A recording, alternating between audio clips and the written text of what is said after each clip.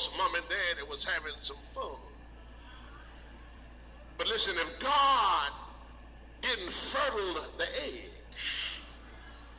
you wouldn't be here. He planned the dawn of your life. You want a scripture word? Jeremiah 1:5. He said, before you were formed in your mother's belly, he said, I knew you. He said, I sanctified you. I ordained you. In other words, God had you in mind before your mama knew your daddy.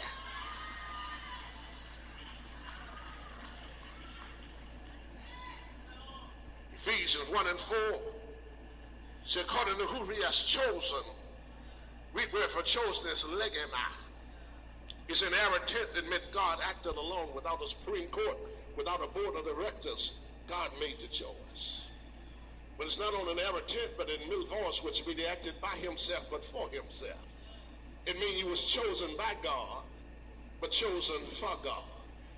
And you don't have to leave the verse to find out when the election took place. He said it was before the foundation of the world.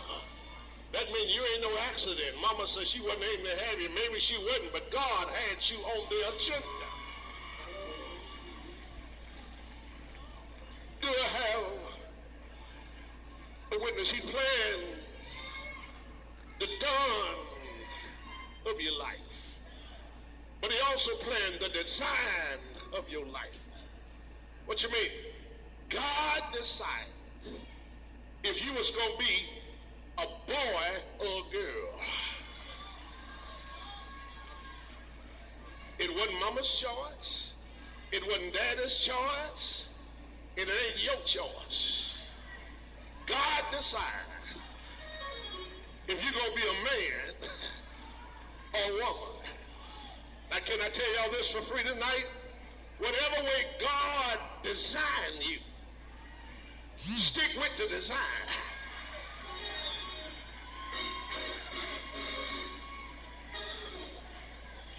Do I have a witness?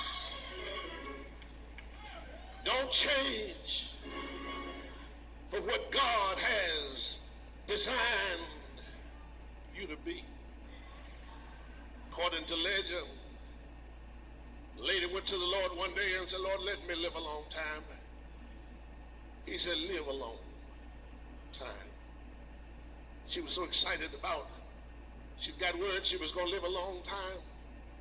She went out and had her face redone, had her nose shortened, her ears lifted, had a breast reduction,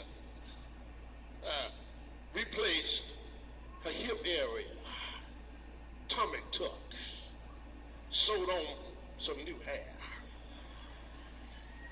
Walked out in front of the car hit her, killed her. As legend have it, she went to heaven and she looked up the Lord and said, listen, Lord, you promised me you're going to let me live a long time and you let me get run over by a car. What happened? He said, I didn't recognize you.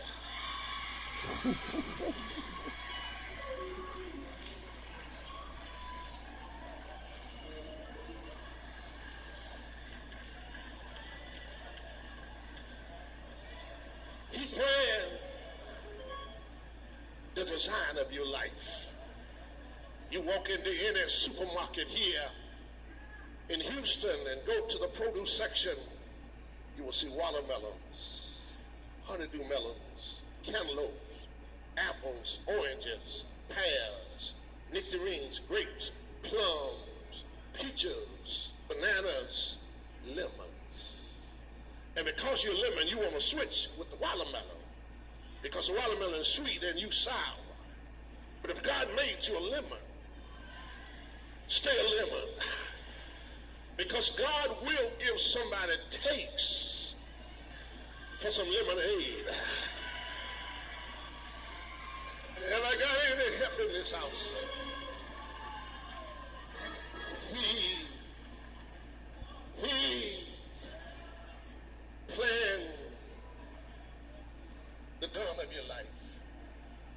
He planned the design of your life. But he also planned the ditches in your life. I know we thought we just stumbled into a ditch, not so. God planned your ditch. You say, I don't know about that, preacher. Well, let me get a scripture. Psalms 37:23, it said, the steps of a good man, they're ordered by the Lord. In other words, God planned your ditches. Not only does he plan your ditch, he even designed the ditch he planned. Because he knows everybody can't handle the same ditch. Sometimes God puts you in a ditch to teach you something. Sometimes he puts you in a ditch as a testimony to teach somebody else something. Y'all don't like me in this house. You hear me say it all the time that you can put three pots of hot water on this podium and get 3 different results. Get 1 pot of hot water and put an egg in it. Hot water will make it hard. Get another pot of hot water and put vegetables in it. Hot water will make it soft. Get another pot of hot water and put coffee in it. You got some people and put them in hot water, they get hard. They become hateful, low down, connivers, schemers. Put some folk in hot water, they get soft. They crawl in the hole and start singing the blues.